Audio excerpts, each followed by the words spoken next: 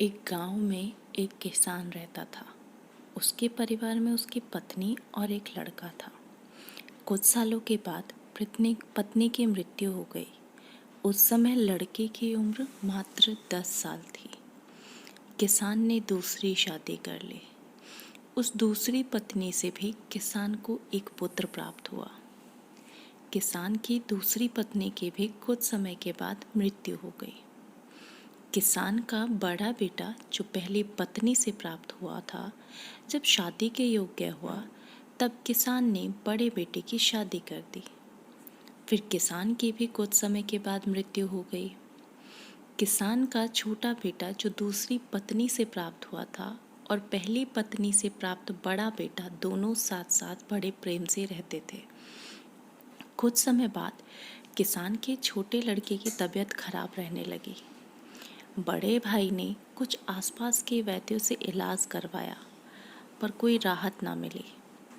छोटे भाई की तबीयत दिन पर दिन बिगड़ती ही जा रही थी और बहुत खर्च भी हो रहा था। एक दिन बड़े भाई ने अपनी पत्नी से सलाह की कि यदि ये छोटा भाई मर जाए तो हमें इसके इलाज के लिए पैसा खर्च भी नहीं करना पड़ेगा और जायदाद में से आधा हिस्सा भी हमें नहीं देना पड़ेगा। तब उसकी पत्नी ने कहा, क्यों ना किसी वैद्य से बात करके इसे जहर दे दिया जाए। किसी को पता भी नहीं चलेगा और किसी रिश्तेदार को शक भी नहीं होगा। सब यही सोचेंगे कि बीमार था और बीमारी से मृत्यु हो गई। बड़े भाई ने ऐसे ही किया। एक वैद्य से बात की कि आप अपनी फीस बताओ, आपको मेरे छोटे भाई को जहर देना है।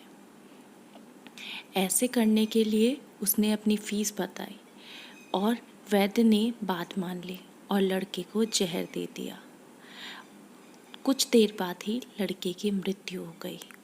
उसके भाई भाभी ने खुशी मनाई कि रास्ते का कांटा निकल गया। अब सारी संपत्ति उनकी हो गई। उसका अंतिम संस्कार कर दिया गया। कुछ महीनों पश्चात उस किसान के बड़े लड़के की पत्नी को लड़का हुआ।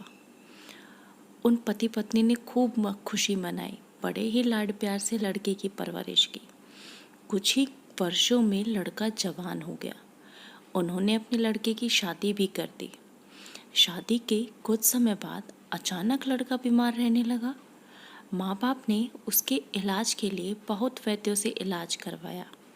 जिसने जितना पैसा मांगा सबको दिया ताकि लड़का ठीक हो जाए। अपने लड़के के इलाज में उन्होंने अपनी आधी संपत्ति तक बेच दी। लड़का बीमारी के कारण मरने की कगार पर आ गया। शरीर इतना कमज़ोर हो गया कि सिर्फ अस्थि पंजर ही शेष रह गया। एक दिन लड़के को चारपाई पर लेटा रखा था और उसका पिता साथ में बैठा हुआ था।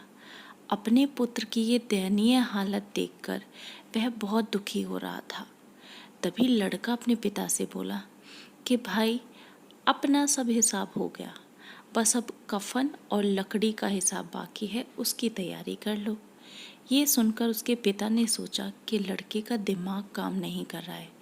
बीमारी के कारण, बेटा मैं तेरा बाप नहीं भाई हूँ। तब लड़का बोला, भाई मैं आपका वही भाई हूँ जो आपने जहर खिलाकर मरवा दिया था। जिस संपत्ति के लिए आपने मुझे मरवाया था वो संपत्ति आधे से ज़्यादा बिक चुकी है, वो भी मेरे इलाज के लिए। अब सिर्फ आपकी शेष है, मेरा हिसाब तो बराबर हो गया। तब उसका पिता फूट फूट कर रोते हुए बोला कि मेरा तो कुल नाश हो गया, जो किया मेरे आगे आ गया। पर तेरी पत्नी का क्या दोष है जो उस बेचारी को जिंदा जलाया जाएगा। उस समय सती प्रथा थी जिसमें पति के मरने के बाद पत्नी को भी पति के साथ जिंदा जला दिया जाता था। तब वो लड़का बोला कि भाई, वो वैद्य कहाँ है जिसने मुझे जहर दिया था। तब उसके पिता ने कहा कि उसकी मृत्यु तो तुम्हारी मृत्यु के 3 साल बाद ही हो गई थी। तब लड़के ने कहा कि ये वही दुष्ट वैद्य आज मेरी पत्नी के रूप में है। मेरे मरने के बाद इसे जिंदा जला दिया जाएगा। हमारा जीवन तो उतार चढ़ाव से भरा है। इसके पीछे हमारे अपने ही कर्म होते हैं। हम जैसा बोएंगे वैसा ही काटना पड़ेगा। कर्म करो तो फल मिलता है, आज नहीं तो कल मिलता है। जितना गहरा अधिक हो कुआं, उतना मीठा जल मिलता है। जीवन के हर कठिन प्रश्न का जीवन से ही हल मिलता है। धन्यवाद।